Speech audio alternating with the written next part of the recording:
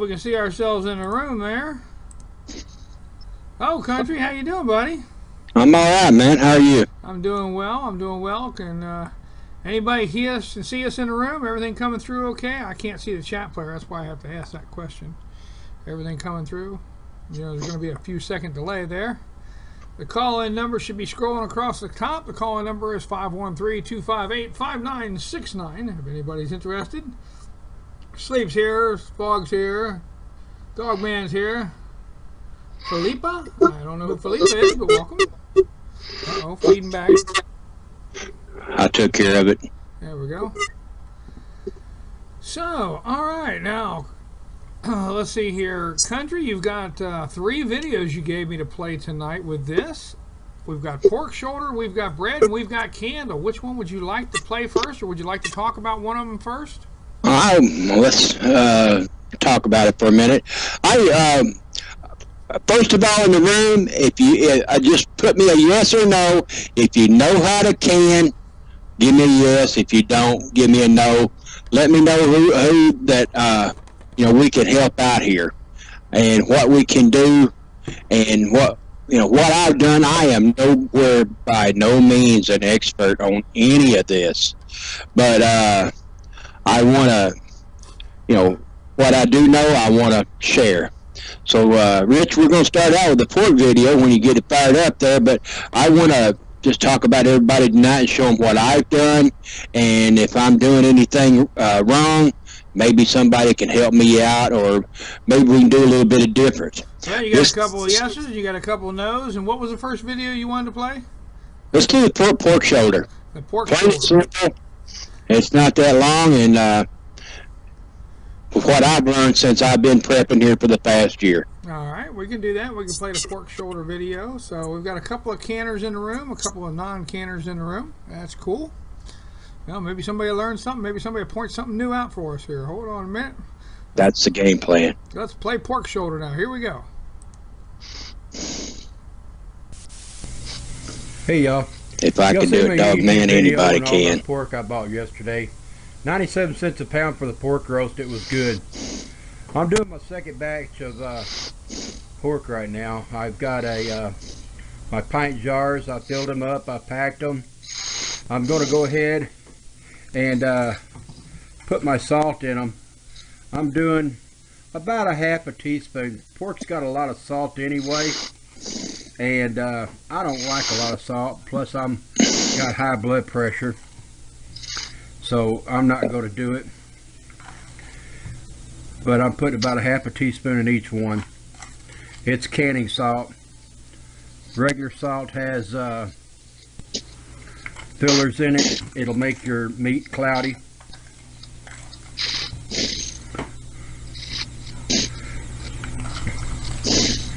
And I'm gonna put the lids on these and tighten them down, wipe them off. And here in a second, I've already got the first batch done, so I'm gonna skip to it and show you the finished product in the first batch, and let you see how it turned out. And this is about, I've done 2 pot roasts. I'm gonna say there's about 15 pounds of meat here, and I'm gonna come up with about 14 or 15 jars total. And it's going to last me a good long while. I'm glad I can prep while I got the chance. Come next year, things are going to get hard for me. So, Countryman out. I'll be back with the finished product here in a few minutes. God bless. Alright guys, here's the finished product. We'll hold one up. Hopefully the light, my light sucks in here in this kitchen. But I've got the pork there. She's still bubbling a little bit. I've got these here. I come out with 7 pints that time. 2, 4, 6, 7.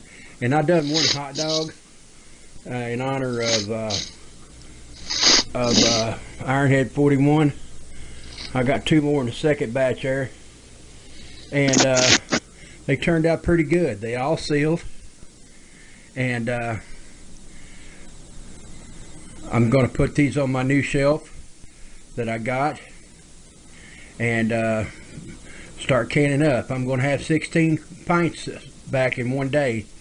So I know that's not no record or anything, but I'm real happy that these all sealed and the other ones are heating up and getting ready to go. I'm doing these for an hour and a half. And I found out something, that I live in Akron, Ohio, which is Summit County. And there's a reason that it's called Summit County. I'm at 1,200 feet. So my pressure, instead of 10 pounds pressure, I've got to do mine at 12. I've done these, pressure cooked them for 90 minutes at between 13 and 14 pounds pressure. So I should be good to go on all of it. But wanted to give you guys a short video, starting my preps, doing real good. And any questions or comments, give me a thumbs up, thumbs down. And any comment or questions, just give me a PM and I'll be more than happy to get back to you. Contreeman out.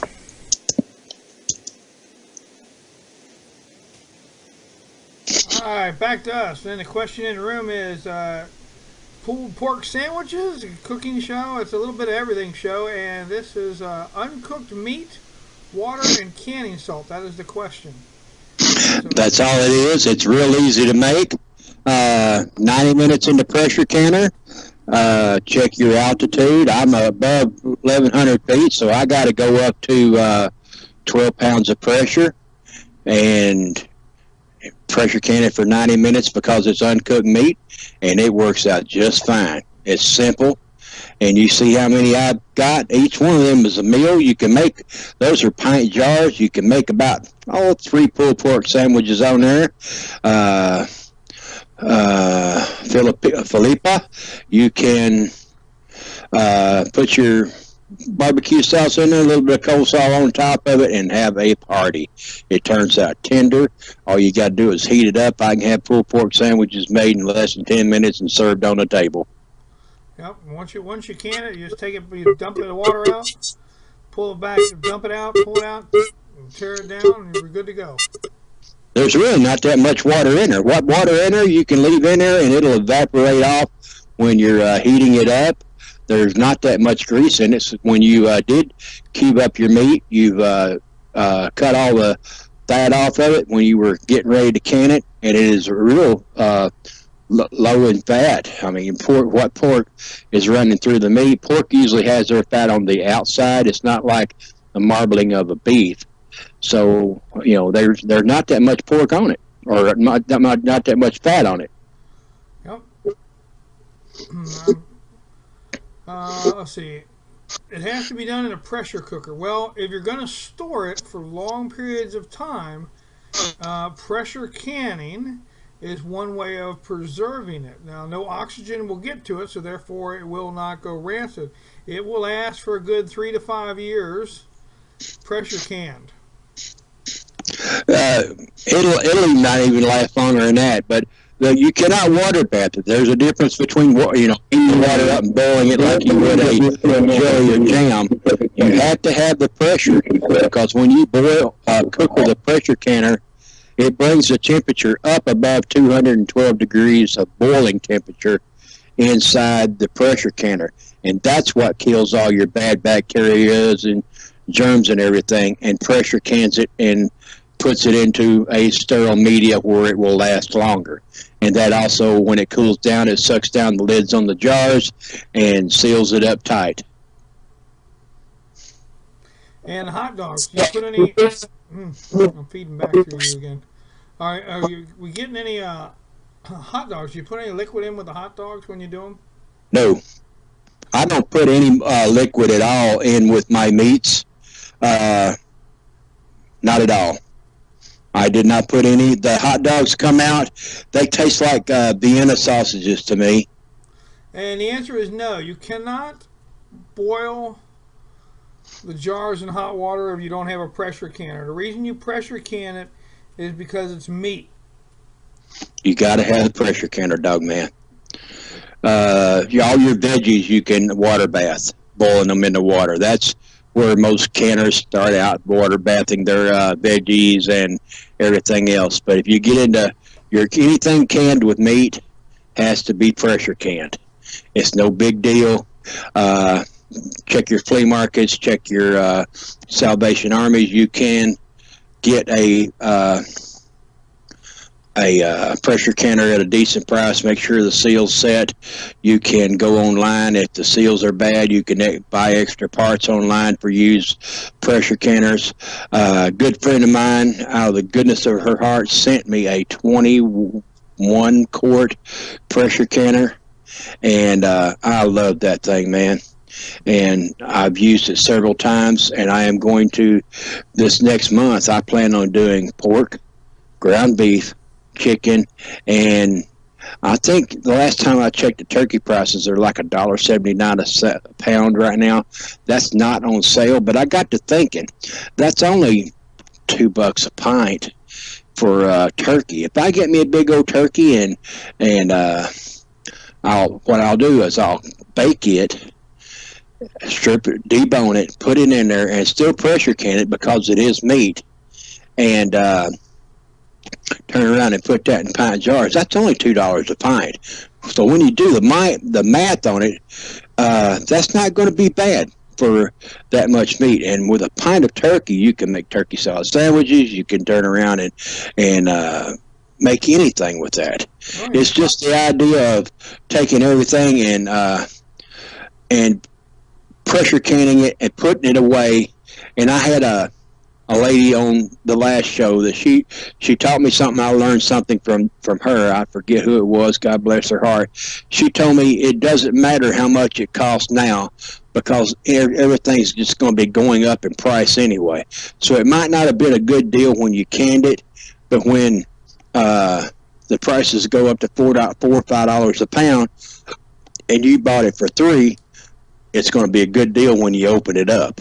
So you save money. Now, Filippo says, been wanting to experiment water bathing meats. Well, in the old days they had some problems with some people getting sick, and they came up with the pressure canners, and that's what they do with the pressure canning and stuff. If you want to experiment with that, well, all I can say is good luck. On pressure canning meat? Filippo wants to experiment with water bathing meat. Now, well, I think a long time ago they did, and some people didn't have problems with it, but Food and Drug Administration recommends that you pressure can all meats. I even pressure can my pinto beans, which you can water bath there. Not pinto, yeah, pinto beans. You can water bath them, but if I put a piece of pork in it, they just don't want the pork to go rancid. You've got to have it pressure for a pressure canner. And it's not that much harder. I didn't think that I would know how to do it. My mom water bathed a lot of veggies when I was growing up, but we never pressure canned any meat to that I remember. And I didn't get back into pressure canning meat until this last year. And I tell you what, I'll never go back, because I could have a meal, take the meat, any meat out of a jar, heat it up, mix it up, and be sitting back down eating within a half hour. You know, it's better than Hamburger Helper or anything, quick meals. I mean, I can't order a pizza and get it delivered faster than I can cook a homemade meal and sit down and be eating it. That's how much, you know, pressure canning has helped me. And I'm a single guy, so if I cook it, I got to clean it, and it cuts down on a lot of money and time and cleaning. Well, let's switch over to bread here and do your bread video. All right, go ahead, Rich. All right. I'll mute myself here. Hey, y'all. Contreeman here. I'm fixing to make me some bread today. I got J-No 00's recipe here. It's 5 1/4 cups of flour, 1/4 cup sugar, 1 1/2 teaspoons yeast, 1/2 teaspoon of salt, mixed dry ingredients, 1 1/2 tablespoons of oil, and 2 1/2 cups plus a little bit of water. I don't have any oil, but I'm already melted me down a little bit of lard. I'm going to use that. I've got 2 pans. I doubled this recipe. There's 10 cups of flour in there. just go to the recipe, look up JNO00 bread. I'll try to put a link at the bottom. And I'm going to get my wet and dry ingredients together and get it rolled out and put in the pans. And when I start doing the rising process, I'll get back to you. I got my kitchen cleaned up. It's looking halfway decent. Sorry, I haven't had any videos in a while. It's due to circumstances beyond my control, but God bless everybody, and I'll get back to you on this when I get a little further down the road on the recipe. Well, it's time to take it out of the oven. Hope I can get this on the deal here.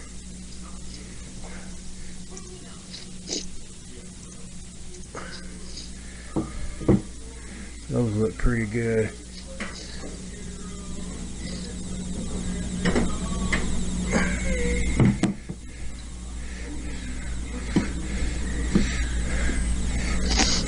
I got one more back here. I rolled up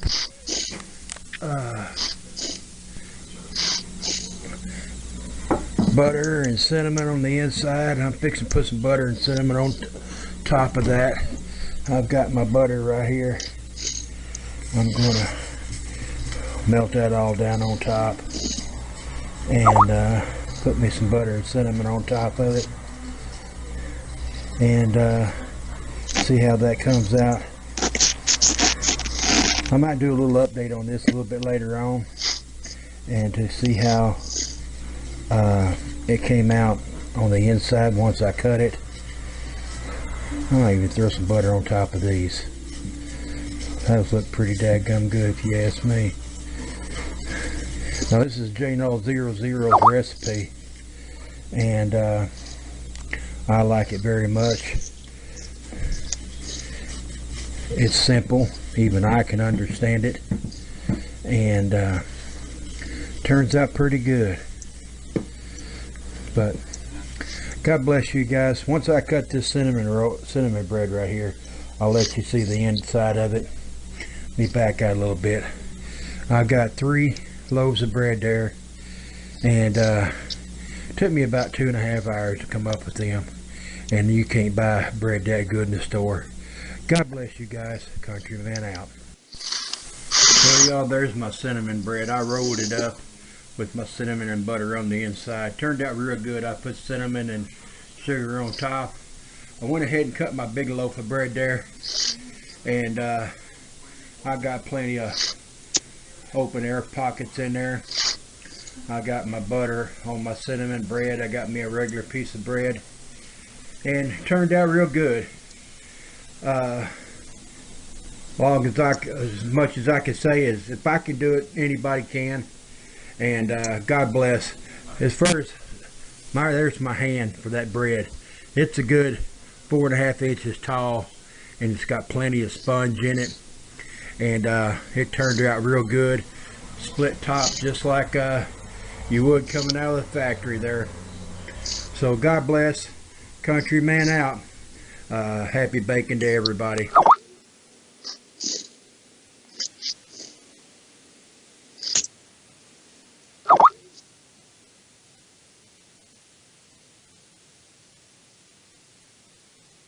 I'm here.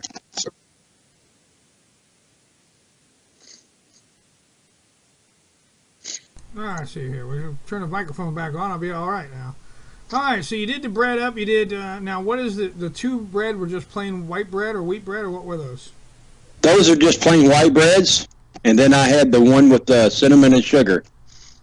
Made a big old long cinnamon roll. When I cut it, you'll see here at the end that it looks like a big cinnamon roll. Put some butter on that. And, you know, that was a small recipe. You can make those, once you start making your bread and everything, you can make enough to last, you know, put them in the freezer, put them in the fridge, and you can freeze the dough, you can freeze the bread after you bake it, and just keep going. And it's actually better for you, it's healthier, and than the stuff you buy in the store. Yeah, now I like to take, I make my own bread every once in a while. I don't do it all the time.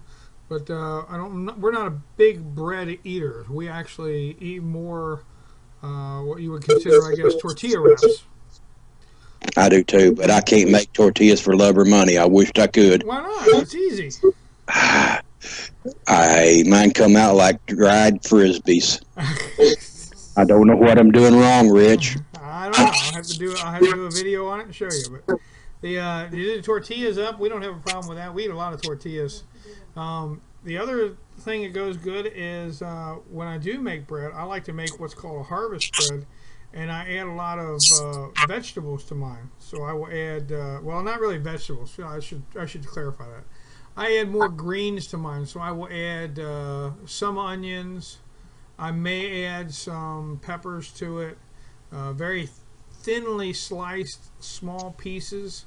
I may add some chives to it and a few spices and whatnot. If I do add anything, it's like a carrot or anything like that. It is an extremely small cut that I add to it and make like a little harvest loaf kind of thing. It's a recipe I picked up. I have a book from breads from all over the world with different stuff in it and different breads I make. But yeah, it's just something. And, you know, once you get a regular good bread recipe that you like, whether it be wheat bread or white bread or whatever, you can add anything you want to that bread. So if you have a good white bread recipe and you want to make cinnamon bread, all you do is add cinnamon and brown sugar to it. You know, you don't have to make the swirl. You can mix it all throughout the whole loaf and do whatever you want. There's different ways to make it. I mean, you can add anything you want. You want to make onion bread, you make a nice bread, a loaf bread, put your dough and everything together and just throw onions in it. I mean, it's not complicated. Well, you know, but, you know, it's not complicated at all. But here's the deal. Nobody's willing to, you know, to take the time to learn. It's something simple for you and I, Rich, but there's a lot of people that bake your own bread. Why? You know, you go to a store, you can get it for $1. This last month, I broke down, I bought 4 loaves of bread. Well, 4 loaves of bread lasts me a month, but, you know, here it is the end of the month, and I've made more bread. You know, I used the same recipe that on the J000 recipe 2 days ago, and I made me some hamburger buns. I rolled them up until they were about the size of buns. I let them rise. I baked them, and I wound up with 10 of them. I made some for biscuits with sausage on them. I made gravy. I made chocolate gravy with them, and I turned around and cut them in half and made like a bagel with that I sliced them in half, put them in a toaster with butter and jam, and all that took me 20 minutes of elbow grease plus 30 minutes of rise time and 25 minutes in the oven. They turned out delicious. There you go. Well, you know, it's the ability for people to. Oh, I'm feeling really bad. Okay, so that recipe I used, I needed a little bit, and but not very much, just enough to your dough starts getting shiny and gets the elasticity to it. I can't say that word with no teeth. But and then you let it rise. Now, that recipe calls for pounding it down and letting it rise again. My bread does not rise again. If I pound it down, it stays flat. So what I do is just let it rise to one time and put it in the oven. And I don't know why, but mine, I think it's where I'm at in my altitude. And I mean, that yeast that the good woman out west sent me, and not mention any names, Castle Mom, but I'm using your yeast now, and it's real good. And it works out real good. So that was with the buns I made 2 days ago, and it turned out real good. When you cut it open, you've got a lot of holes in the bread, you know, from where the yeast exploded, and the holes are real big, so the yeast turned out real good. Now, what kind of yeast is that? Is that a name brand yeast or? It is a name brand yeast, but I don't know what it is right off the hand. It's not Fleshman's, it's something else. Okay. Now, But it come in a 1 pound package. I make my bread. I make my bread in the oven, same as you make your bread. I don't use a bread machine. No. You know, it's old school, the old-fashioned way with my hands and some flour and some water, and you know, we'll go to town and make the bread that way.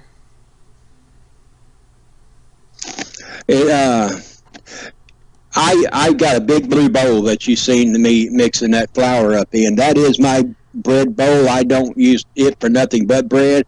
I throw my yeast in there. I'll throw my flour in there. I mix it up. I start adding my warm water, and then I make it into my dough. I add a little more flour to it, and then do all my kneading right in that thing. I really don't roll it out and knead it up unless I'm going to spread it out and roll it up to make those cinnamon rolls like I did that one. But everything's done right there in that one big bowl. So it's not hard. And if I can do it any pound. S&W yeast, 2-pound package you can get at Costco. That sounds right. Castle Mom's the one that sent me that. Do you keep your yeast in the refrigerator? No, I do not. Where do you keep your yeast at? Well, I take it back. It's been sealed in that foil pouch for up until this last time that I used it. And what I done, I took a 2-pint jars and put them in the poured the yeast out of that package once I cut the corner off of it, and I put my yeast in the jars with a lid and a ring, and I tightened that down real tight so there's no air getting to it. And that's the way I'm doing it. And it's in my shelf. I do not put it in the refrigerator. It's room temperature. Room temperature. Okay. That's me personally doing that. I don't know if that's the correct way or not. If anybody wants to yell at me, I will take it as education. Now, Castle, what do you do with your yeast? You leave it at room temperature? I've never put my yeast in the fridge.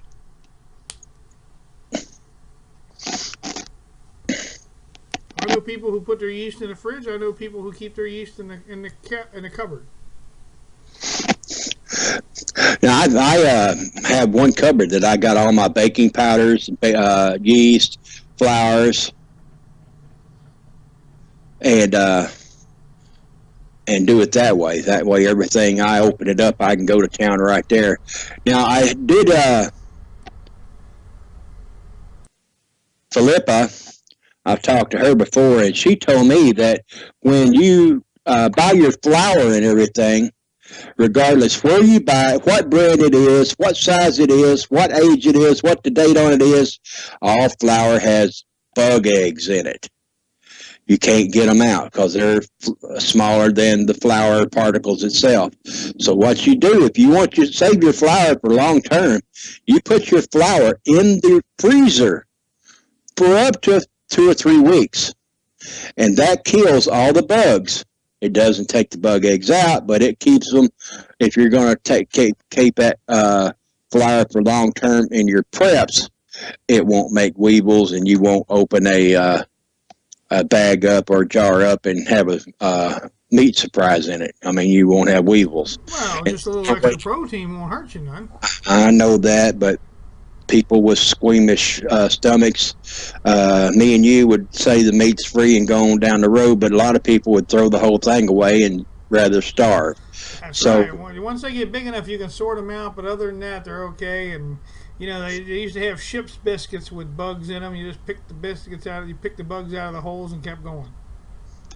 It's, you know, John Wayne called them corn dodgers. You know, you chew on them. I mean, there's the biscuits and bread back then that they took on the ships were what's it called? Tack? Hardtack. Hardtack. Hardtack, the same kind of thing, but yeah, it's the ship's biscuits. It's very hard. They wet up really hard. The holes in the biscuits were not there to let air out and everything else like that. It was a place where some of the bugs got stuck. So. Well, you know, hardtack and stuff like that it's good. Who are you talking to? Yeah. Well, we started to get a phone call and they hung up. Okay. So I don't know what happened there, but not worried about it. Well, call back. We need input. Yeah. Not no more than we do. But you know, the hardtack and stuff like that, the bannock that everybody makes, you know, one way to save your flour though is to put it in the freezer and do it like that. So, I would like to. Oh, I don't know now. I disagree. I like bannock. Bannock comes up with a nice bread. Comes up very nicely. If you've had bannock, it's hard, then they've made something wrong, because bannock comes out just like a bread loaf, and it's very nice. Well, the ones that I've seen that they wrapped around a stick and put it on a fire, you know, I don't know. I've got an old video where I made cranberry bannock. I've actually mixed cranberries in with my bannock and made that up and done videos on that. So, oh yeah, very good. There is a recipe on YouTube. I haven't done it yet, but you can make your own Bisquick by adding your baking soda and baking powder to your flour and putting that all together. And that's all Bisquick is the rising agents that has already been added to your flour. So check into that. Well, to make self-rising flour, if you had one cup of flour, you'd add 1 teaspoon of baking powder. Right. Not soda, but powder, and that would give you self-rising flour right there.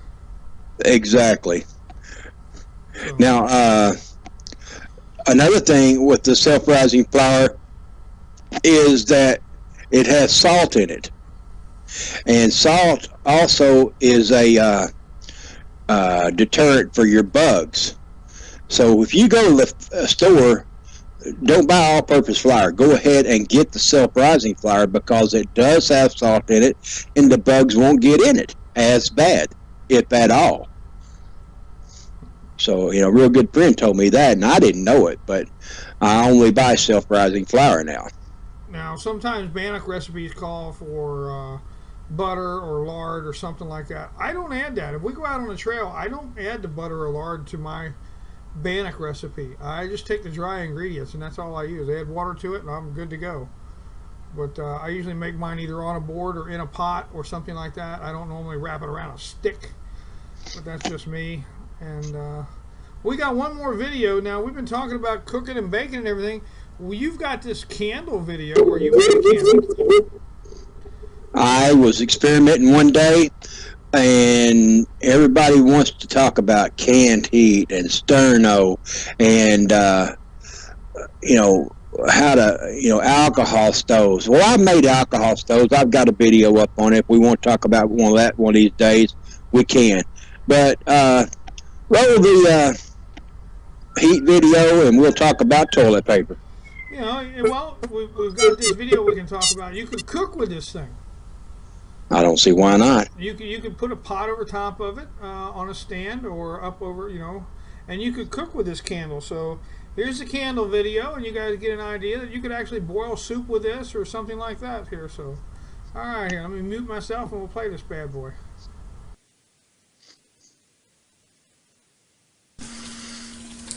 Hey YouTube, I'm going to try something different. I had an epiphany a while ago, and I'm going to see if it works. I have a little short olive can. I've cleaned them out. I've started keeping them. Didn't know what I was going to use them for until now. This is half of a toilet paper roll. I folded it and cut it in half with my scissors. Over here in my pot, I've got 2. This is 3 of them right here. You can see the layers right there. I put 2 of them in there in my double boiler. And we're going to make us a little candle. I'm going to stick that inside there. Just a little bit of wax to get it the holes in the middle. Then I'm going to finish filling that up. And when it cools, I am going to fire her up and see how she burns. We just might have us a newfangled candle to take on a trip or out in the camping and SHTF to do it. And it ain't nothing but the Gulf wax that we use for our canning. I did find it Now I am going to make me some jelly the way my mom used to with that wax, but I come up with this first, so we shall see. Is it playing Get it rich? poured into there. I don't want to burn myself on film, so I'm going to pause it, and once I get it poured in, we'll take a look at it. And once it gets hard, we'll fire her up and see how she works. Get back to you. Okay, I fired it up. My wax really shrank down because I threw it in the freezer. Right now we're burning a little bit of wax that is on the cardboard that was sticking out of the wax. Right now she's almost down to where the wax is going to start doing. Right now we got a good flame going.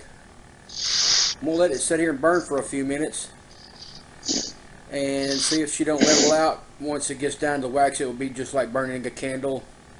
I'm using the cardboard as the wick.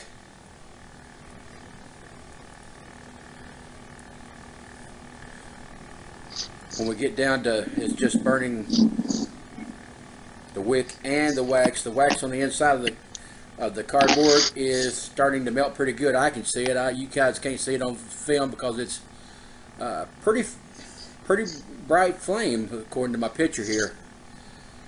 And this thing's going to burn for hours because it is completely full of wax. I keep saying wax, but it's paraffin. It is an oil-based product. I'm going to pause this for a few minutes and see if it won't burn down and start a good flame. I'll get right back to you. Try to stick up on that fire a little bit and let you see how it's working without. There you go. Just barely be able to see it over the top of the can. But the cardboard is burning just like it would be a wick. And I foresee this to be burning for a long time because the paraffin is acting just like it would on a regular candle. And I do believe that I've got success here. It's going to be burning for a while. You can build you a little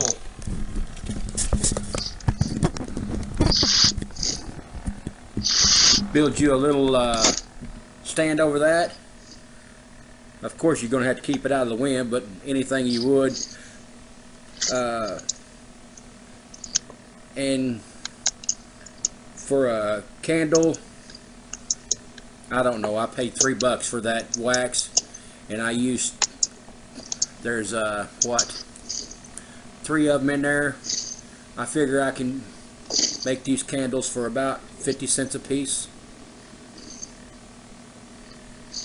If the electricity went off and the gas went off, I can sit there and heat water up on this. I don't know if it'd get hot enough to cook, you know, fry something or whatever, but it would definitely heat up a pot of soup,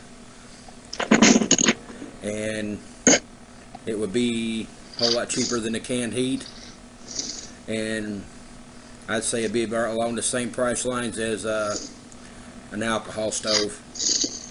And all I done was an olive can, a half of a toilet paper deal, melted my paraffin wax, poured it in there. I cheated. I stuck it in the freezer and let her get cool. What I would do different the second time that I didn't show you is when I did freeze it down, it contracted a whole lot. I would go back at that point in time and add more wax to it and fill it up level, and just leave a little bit of the cardboard sticking out the top. Make sure your cardboard is completely saturated with the paraffin wax.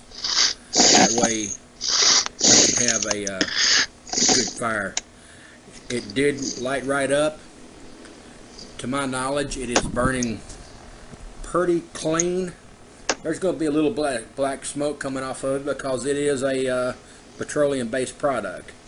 I wouldn't use it on your good Revere ware. But if you're going to be in a out put it on your camping stove. Use your camping pot. Throw a little soap on the bottom of your camping pot. That way it won't smudge it up. It's gonna throw a little black smudge around on your cookware. But if you're gonna be using this, you won't be complaining about a little smudge on the bottom of your pots and pans. All right, man. God bless everybody. This is Countryman's video here about how to make a little wax stove. Hope everybody enjoys it. Countryman out.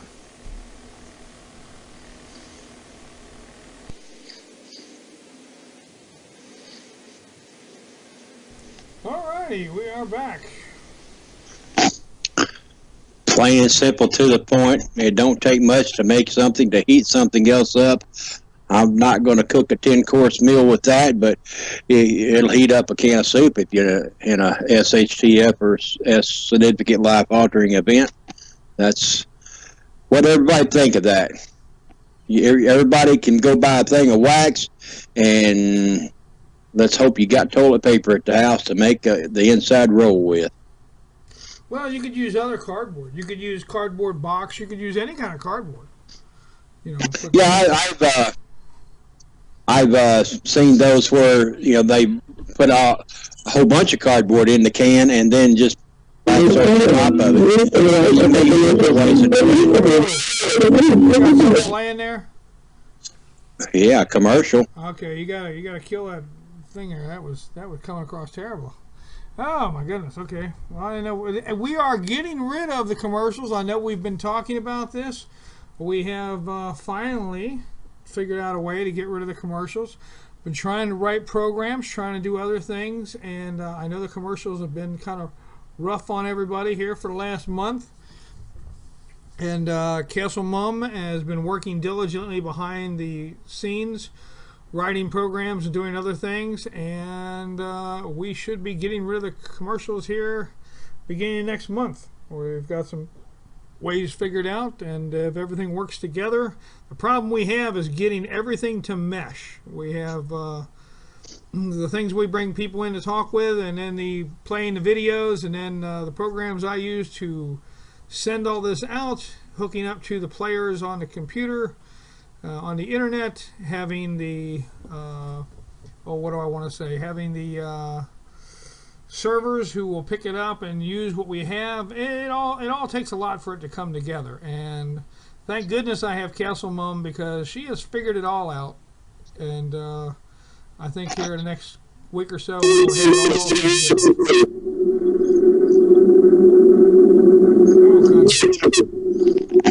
Yeah, I appreciate all her help that she's done. I've got the video still playing here, and Dogman wanted to know about soot that comes off that wax. There's not that much soot that really come off of it. It is a petroleum product, but it is real clean. And I'm sitting right here at my computer desk while I was firing that candle up, and there's no significant soot.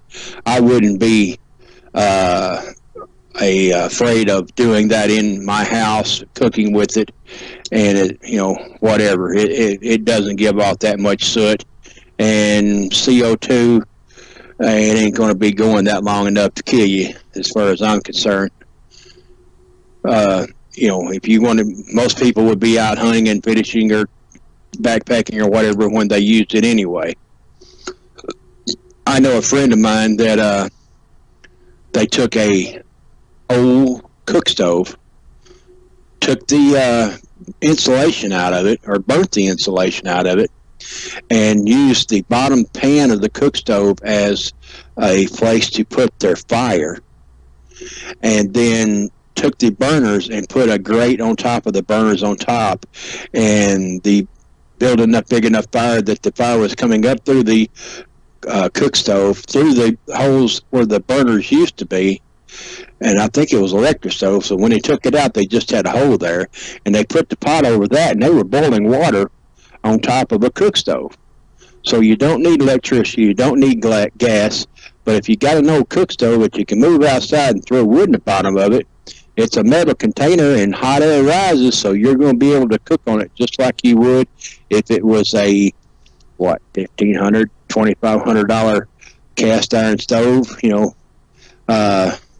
which I would kill to have one. I'd use it every day, but those are expensive. But, in a situation like that, you can't turn around and just use a stove, a cook stove, to put wood in and cook. That's what they were originally based on, was an old cast iron stove. Well, if you had one of those, where would you get the wood at? You cut down a tree and chop it up and use it. Yeah, where are you going to get that at where you're at? Where am I going to get it? Let's see. I've got a golf course next door. Got tree lines. I got trees around. I don't think a golf course is going to let you come over and start chopping down trees to cook with now. Shit hits the fan situation. I don't think nobody's going to be out there playing golf. I don't know. I know some golfers, and they might. In end of the world, they might be out there cooking with that. That's right. Yeah, out there, they're looking for food on the golf course where they're playing a good 9 holes. Well, put it this way: the man that told me about that stove and how to do it, I know for a fact that he's going to play golf this weekend with the police department. So I think I got a good end up here. So I might get caught doing it, but if he shows up, I'll be all right. So do it. Make him do with what you got. You don't have to go on eBay or one of these websites and buy the dehydrated foods. During the Great Depression, there was no such thing as dehydrated foods, to my knowledge. I don't even know when they started that, but the nutritional value is lower on dehydrated foods. If you can can it up yourself and know what you're putting into it, there's no preservatives in it. It's better for you, and just do with what you got. I plan on doing a lot of this next month. I'm going to do a lot of canning. I'm hoping to get these on video and show you guys what that you can do with little money. I am going to, all my canning videos from now on, I am going to do the math on them like I did. If everybody watched my math video when I done my beans, if the math turns out good, I was thinking, if I can get my turkey for $1.59 a pound, that's $1.50, after it's cooked and everything, $1.59 for a pint jar of meat. I think, what is it, 8, 9 ounces, maybe 10 for 12 at the most, that you buy a canned chicken, the big canned chicken ones, and I think they reduced the ounces on that. And those things are, what, $2.50 a piece now, Rich? I used to get the canned chicken, the big cans of chicken. I don't know. I don't buy it. Oh, I used to, but now I can do a pint of chicken for $2, or quarter chicken for $2 by canning it. I got 2 chickens the other day. I didn't tell anybody. I got 2 chickens the other day, free to a good home. I went with my pet carrier in the back of my car, and they had 2 chickens free to a good home. I put the 2 chickens in the pet carrier, told them I'd take care of them. Drove down the road, got about 2 miles away, pulled over, wrung their necks, and brought them home the rest of the way, and did them out, and we had chicken dinner. And I got one of them in the freezer, and one of them went in my belly. So I took care of them, took them to a good home. They were well appreciated. Good chickens. I found a complete website up here for adopting potbelly pigs too. There you go. Pork's pork, baby. You know what I'm saying? I agree 100%. I don't know. Does potbelly pig pork taste like regular pork? We'll have to find out, won't we? And that's what I was planning on finding out. There you go. Yeah. Well, now I've been in trouble. I've been thrown off other websites for mentioning eating horse and other things and guinea pigs and stuff like that. I don't care. You can stay on this website, Rich. I'll let you stay here. Thank you. And I don't think the administrators are going to care one bit. No, they asked me, he said, how can you eat a horse? I said, you cut it up just like you do an elk. and the meat's a little stringy, but that's okay. And it's got less fat than cow meat, and Heinz 57 will go on anything. There you go. Put some Turkey Red Hot on it. I'll eat anything with Turkey Red Hot on it. Then. Now we get that's last ditch effort for a lot of people. The end of if you're looking at your children starving, and you've got a horse in the back pasture, it's a no-brainer.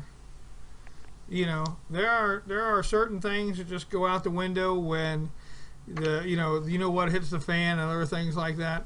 It is a romantic notion that people have that they will go out and harvest deer and live off the land that way. It's not going to happen. I live within the city limits of a town, 80,000 people. 30 miles down the road is another town that's got close to 1 million people with all the borough or cities around it. Cleveland, Ohio. It's real close. One of the biggest cities around. And you want to live off the land. Well, if there's no food in Cleveland and everybody starts moving out of Cleveland back to the country, and you're not going to be the only one hunting deer or rabbits or squirrels or elk or horses, and it's according how big of a Mad Max situation you had, that meat would be real scarce real quick. There was a video, I don't know what it was. What would be your last meal? That you had, and what would you give a stranger that came to the door? And are you going to turn them away? What can you feed them? You gotta think way down 4 or 5 steps ahead of where you're at now. Hopefully you will never have to go to them 4 or 5 steps on down the road, but people yell at me and Rich for talking about horse meat. You go over to Africa, they have zebra burgers. Oh, you go to Mexico, they eat horse. You go to France, they eat horse.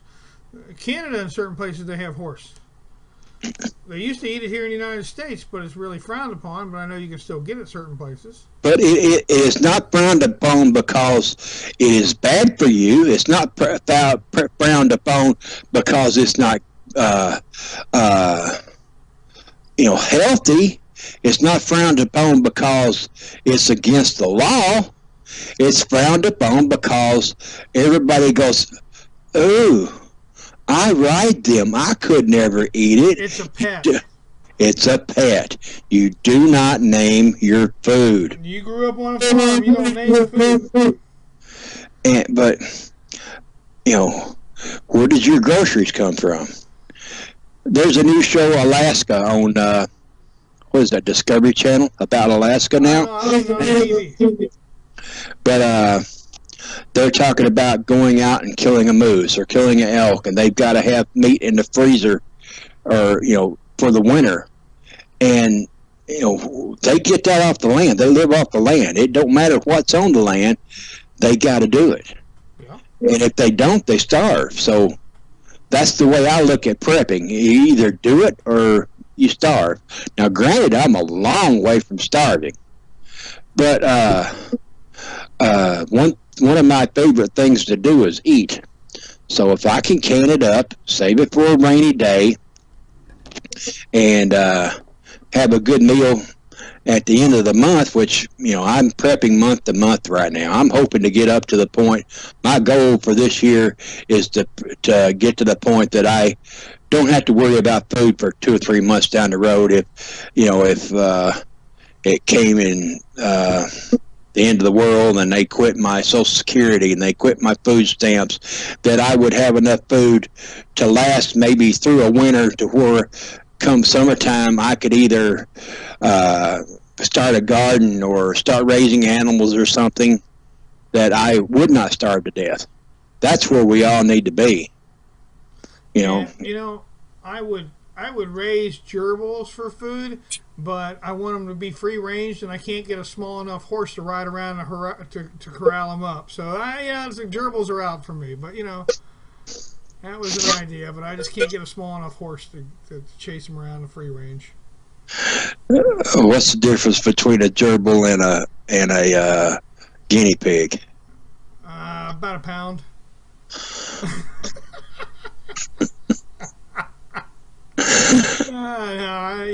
I don't want gerbil's close to being a rat. I forget one of the shows on. He says, "Ooh, there's a rat in here. They may be rats in here." He said, "Well, I hope so. We may get hungry." I'm not a snake eater, but if I did, it might be good. I know I have ate rattlesnake jerky out in Texas and Arizona. I mean, you can buy it. I don't have a problem with that. When you become hungry, or we had a show the other night that we played here where we played a video, and there was one gentleman who was in the military who said something that pretty much explains a lot, and I really like his philosophy, and that is, if every American had a chance to go to a third world country and see what it's like, they would appreciate what they have so much more. So to find out what it's like in countries and in places where you can't flip the switch and turn the lights on, where you can't throw the lever and have water. If you've been to a country where that stuff doesn't happen, and you've seen that, you live like that, you've been there, you appreciate what you have a whole lot more. And unfortunately, there's a lot of Americans who have never been that way. If the electric goes out, the first thing they do is they pick up their cell phone and they call the electric company and go, "Where's my electricity? And when's it coming back on?" Rich, I know you've been to several third world countries. Oh yeah. I've been to Panama, and I've been to Mexico, and I don't know what the political situation is in those places right now, but in some ways I'd like to live down there more than I would here because of the way of life they live. It's simpler. I went to a meat market in what town was that? Dang, I can't think of the town I was at in Mexico. But it was west of Leon, Mexico. And I went to the meat market, and there's no refrigeration there. Right. At all. And I'm going, how do they keep the meat refrigerated? He said, they don't. You kill it, you bring it in, you butcher it, you hang it up, they buy it, they go home and cook it. When you run out of meat, you clean your counters off, and you go home for the day. And I says, well, what about the extra meat? He says, there is none. If there's any extra, you take it home and cook it. Yep. And there, the meat markets there didn't have any refrigeration, and it's something that just blew me away. That I think the houses had refrigerators. My buddy Tony that I was down there with, he made good money up here. He's making. You can't walk in and order a pound of this and a pound of that and expect to get it that day, because they don't know if they're going to have that animal there that day. Exactly. You buy what they have. And when they have it. Or you ask for it down the line. You say, I want to buy a pig, and they'll say, well, we'll have a pig here by next week because I know a guy who's got one, I can go get it. And then you'll have your pig. But, and then people eat other things. Well, look, I'm going to use Fog for an example. Fog's over there, and they have squab. Okay? Doves, right. Dove, pigeons, whatever they call it. Pigeons. Yeah, rock pigeon is a dove. What we call a pigeon here in the United States, in the city, they call a rock dove in other places in the world. It's the same bird. That's why the birds live up on the high rises and underneath the bridges and everything else, because they're trained to live in rocks and in the cliffs and stuff like that. They're called rock doves. They're a member of the dove family. And down south they eat doves. Up here in Ohio, they don't eat too many doves, although we are able to take some doves. And people see that and they get upset. And if you talk to somebody about eating a pigeon, a lot of people get upset. In other countries, it's a bird to eat. Here's the deal. If you're hungry and you lower your eating standards and you want to eat a pigeon, maybe you're having a SHTF situation, but nobody else is. Say, you know where you can get a bunch of pigeons to eat, and you're living off grid in the woods away from everybody else. But, you know, where can I go? What would be the first place that I would look for a pigeon? Or maybe a seagull, which, you know, seagulls, they eat about the same thing as pigeons do. They call them rats with feathers. Well, big deal. Pigeons are rats with feathers. But I would go to a McDonald's parking lot. I know McDonald's parking lots that have 50 or more pigeons out there. And if you go out there about dark, throw out look in the trash can, get you some cold French fries, throw them out on the ground, back off in the woods with your pellet gun, and about 4 or 5 well-placed shots, you can have enough pigeon to put in there and make you a stew, fried pigeon for breakfast, or whatever. You know, you've got to think off the way. Are you willing to do that? Not right now, but it's according to how hungry you get. You know, I don't have a problem with it. A lot of people would. Well, a lot of people don't realize, you know, you got these Canadian geese, and the Canadian geese are like everywhere now. They're like overtaking the world. You know, you can get real close to a Canadian goose. If you had a good fish spear and a broom handle, you could nail a Canadian goose and have dinner that night in a heartbeat. You know what I'm saying? I have got a different method I've been wanting to try. I never have. But if I could take a trot line, put a hook on it, lay it out on the ground, and put me some sweet corn on those hooks, and let the goose waddle by, I bet I can catch me a whole line full. Well, let me tell you. That's illegal. Don't do that. I tell you not to do illegal. It's illegal, but let me tell you something. I watched a guy take a trot line, popcorn that had been popped, very tiny hooks, and he took 2 wild turkey in one day on that. Good idea. Didn't think about turkey, but they swallowed the hooks, and he ran out and beat them to death with a club. Now you're talking anywhere from 10 to 15 pounds of meat. Yeah, buddy. You could do the same thing. And those white Canadian geese that everybody talk about, that thing, they're everywhere. They are everywhere, and a lot of places, down in Missouri, there's no limit on them, but you got to take them home and eat them. They don't want you. There's places down there that they were just shooting them to have fun and then leaving them, and the game warden was catching the guys and fining them because they weren't taking them home. The reason they don't take them home is they're real greasy meat.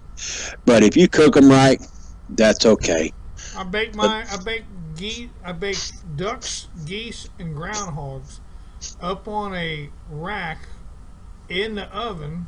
I have a rack for my pan, and it's like I don't know, X-shaped rack. You know, it's got a bunch of anyway. It holds the meat up off the bottom of the pan, and it lets the grease drip out. Rack. You can do. My favorite is groundhog, but I do groundhog, ducks, and geese. And my favorite to do with ducks, because my wife doesn't really like the duck that much, is after I cook a duck that way, I'll then take it, debone it, and then mix it with barbecue sauce, and we have barbecue duck, and then she likes it. It's a good deal. Like I said, they're greasy. If you keep them up out of the grease, you're all right. If you ever want to go catfishing, Castle Mom, I caught 55 pounds of catfish one day off of grasshoppers. The great big old grasshoppers, I would put them on a single hook and throw them out there, and those catfish were tearing them up. I caught 55 pounds of catfish in about 4 hours by myself, and I had 2 fishing poles going. You know what I use for catfish? Liver? Nope. Bacon. What? Raw bacon. That works too. And you could also half a piece of bacon, half a piece of raw bacon on a hook, and the great part is it doesn't come off the hook. You can use it over and over and over again.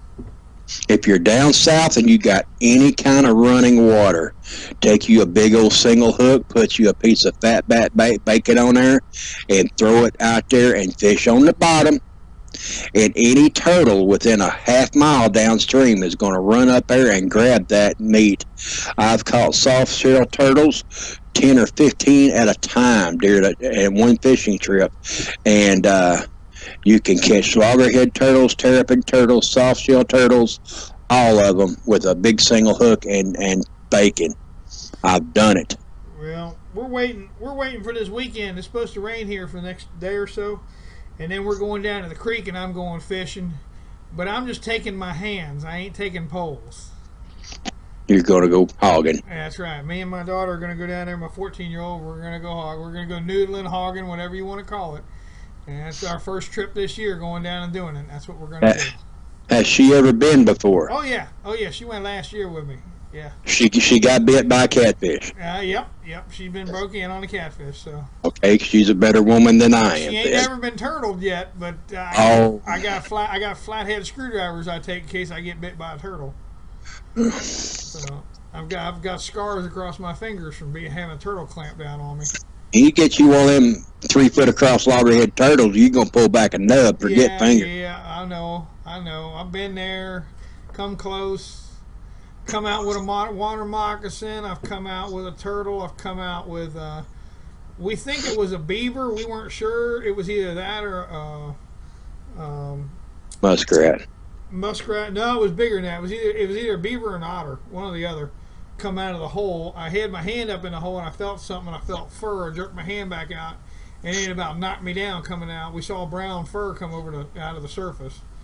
That would be the beaver if he knocked you down. Yeah, it was moving to get away, but yeah, it just depends on what I've been snake bit and everything else. You just put your hand in there, feel around, you'll be all right. Now, 85-pound beavers skint, got all the meat off of it, and boiled it and turned around and barbecued it like a goat. They were good. I've had that. It tastes real good. It is a dark meat. It looks like roast beef. It looks like stringy roast beef when you get done cooking it. And it's real good. I'd do that again. The biggest catfish I brought out was a 54, almost 55-pound cat that I brought out by hand. And Big Dirt, Bear Prepper has a human meat video up. I don't know if she's still got it up or not, but you need to watch it. It is hilarious. She's taking thigh meat off the humans and running it through salt water and turning around and cooking it. It is hilarious if she's still got it up. Well, buddy, it's 10 minutes after 9. Well, I hope everybody had a good time. I've had a good time tonight. Thank everybody for coming. Bring your friends next time. And I think you did a great show. I think you did wonderful. I appreciate all the flyers there, Rich. And if anybody's got any questions, send me a line. Hit me on Facebook, on YouTube. There's on the Contreeman, the website here on the website, and I'll get back to you. Yep. Now, just any ideas you guys want to throw our way, you put up in the comments section. He's looking for stuff. Dealing with the old ways of doing things, how we can save money, how we can take care of each other, and the way things are going. So, if you got any comments or questions, leave him some. Leave a comment up at the top. Or like you said, him on Facebook. Catch him over on YouTube. The only countryman out there. Yep, Contreeman. I was country boy. That's a different story. Never mind, I won't tell that. There's ladies present. Yeah. But God bless everybody. Rich, I'll let you go, man. All right. Y'all have a good one. We'll see y'all next time. Have a good one. We'll catch you later.